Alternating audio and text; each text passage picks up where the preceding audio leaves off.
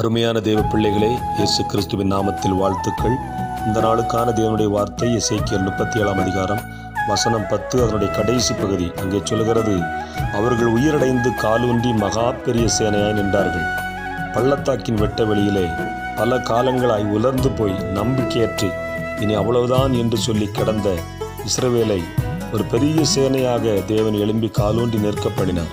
ஒருவேளை உங்கள் வாழ்க்கையிலேயே நீங்கள் அப்படித்தான் நினைத்து கொண்டிருக்கலாம். எல்லாம் முடிஞ்சிட்டு, என் வியாபாரம் அவ்வளவுதான், என் குடும்ப வாழ்க்கை அவ்வளவுதான், என் சரீர சுகம் அவ்வளவுதான், என் ஊழியம் அவ்வளவுதான் என்று நினைக்கலாம். நான் சொல்கிறேன், கர்த்தர் உங்களை எழும்ப பண்ண போகிறார். நீங்கள் எழும்ப போகிறீர்கள். ஒரு பெரிய சேனையாய் நிற்கப் போகிறீர்கள்.